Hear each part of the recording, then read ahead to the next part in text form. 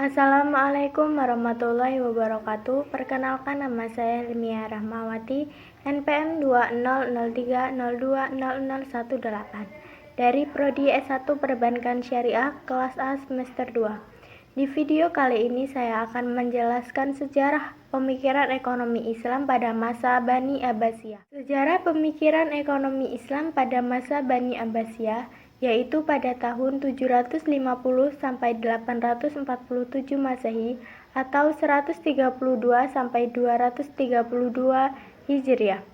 Khalifah Abbasiyah merupakan kelanjutan dari Khalifah Umayyah, di mana pendiri dari khalifah ini adalah keturunan Al-Abbas, paman Nabi Muhammad SAW, yaitu Abdullah Al-Shafah bin Muhammad bin Ali bin Abdullah bin Al-Abbas, di mana pola pemerintahan yang diterapkan berbeda-beda sesuai dengan perubahan politik, sosial, dan budaya.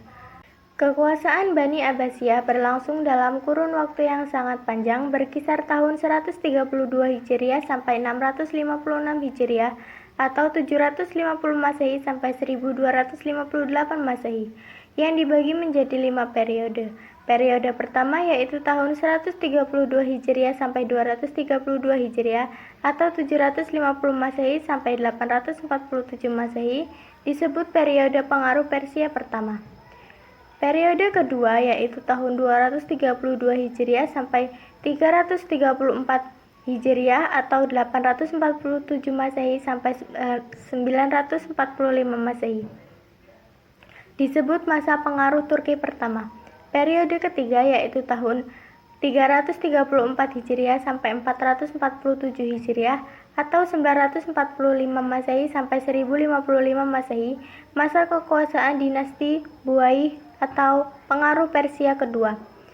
Periode keempat yaitu tahun 447 Hijriah sampai 590 Hijriah atau 1055 Masehi sampai 1194 Masehi merupakan kekuasaan dinasti Bani Saljuk dalam pemerintahan atau pengaruh Turki kedua.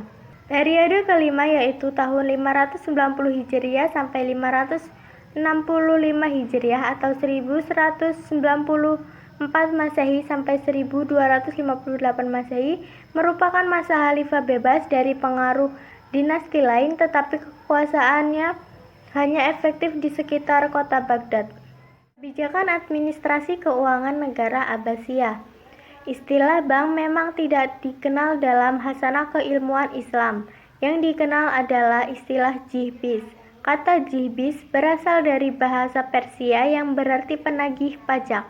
Istilah jihbiz mulai dikenal di zaman Muawiyah yang ketika itu fungsinya sebagai penagih pajak dan penghitung pajak atas barang dan tanah.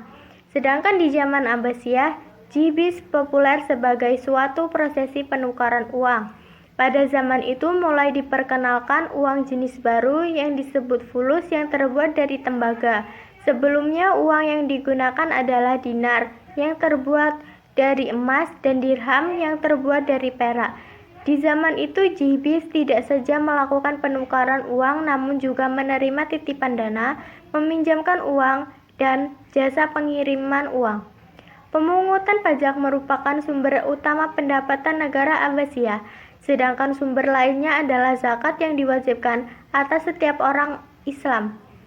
Zakat dibebankan atas tanah produktif, hewan ternak, emas dan perak, barang dagangan, dan harta milik lainnya yang mampu berkembang baik secara alami maupun setelah diusahakan. Ekonomian dan perdagangan pada masa Abbasiyah.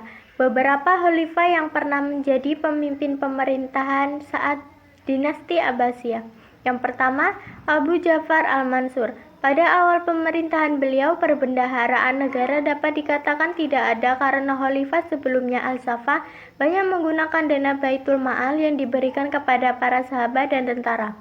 Hal tersebut mendorong Khalifah Al-Mansur untuk bersikap keras dalam peneguhan kedudukan keuangan negara, di samping penumpasan musuh-musuh khalifah, sehingga masa pemerintahannya ini juga disebut sebagai masa yang penuh dengan kekerasan. Dalam zaman permulaan Daulah Abbasiyah, perbendaharaan negara penuh berlimpah-limpah. Uang yang masuk lebih banyak dari uang yang keluar. Khalifah Mansur betul-betul meletakkan dasar-dasar yang sangat kuat bagi ekonomi dan keuangan negara. Keutamaan Mansur dalam menguatkan dasar Daulah Abbasiyah dengan ketajaman pikiran, disiplin dan adil adalah sama halnya dengan Khalifah Umar bin Khattab dalam menguatkan Islam. Khalifah yang kedua yaitu Harun ar-Rasyid. Popularitas Daulah Abbasiyah mencapai puncaknya di zaman Khalifah Harun ar-Rasyid yaitu tahun 786 sampai 809 Masehi.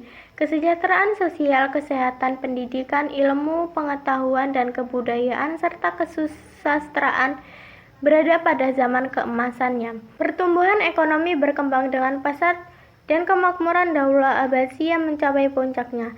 Ia membangun Baitul Ma'al untuk mengurus keuangan negara dan menunjuk seorang wazir yang mengepalai beberapa diwan yang dialokasikan untuk riset ilmiah dan penerjemah buku-buku Yunani.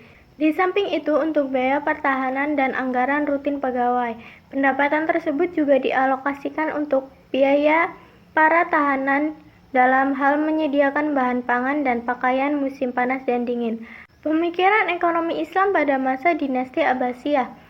Pada masa dinasti Abbasiyah, regulasi tentang keuangan negara tidak dibuat dan dilakukan oleh khalifah sebagai kepala negara atau kepala pemerintahan. Regulasi dan implementasinya dilakukan oleh para ahli hukum atau fuqaha dan hakim profesional. Fenomena yang menonjol saat itu di mana para penguasa berusaha mendekati dan merekrut ulama untuk masuk ke lingkaran istana. Rekrut ulama ke istana itu mengindikasikan bahwa khalifah pada masa dinasti Abbasiyah telah menyadari bahwa dirinya tidak memiliki kemampuan layaknya sebagai ulama.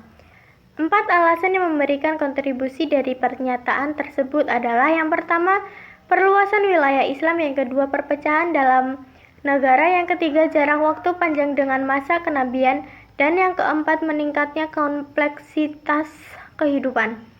Sehubungan itu, pemahaman keagamaan lebih dipegang oleh komunitas tertentu, yakni ulama atau fuqaha.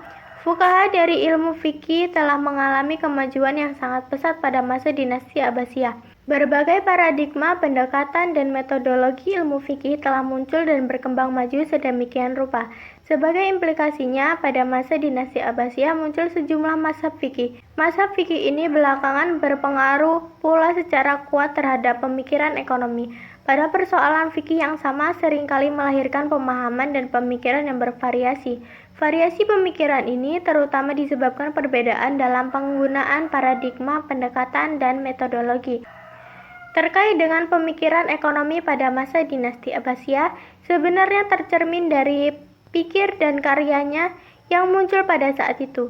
Di antara ulama yang memiliki pemikiran tentang ekonomi Islam pada masa ini adalah Abu Yusuf Al-Syahbani, Yahya bin Umar, Abu Ubaid Al-Mawardi, dan Al-Ghazali.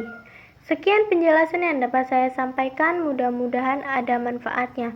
Terima kasih. Wassalamualaikum warahmatullahi wabarakatuh.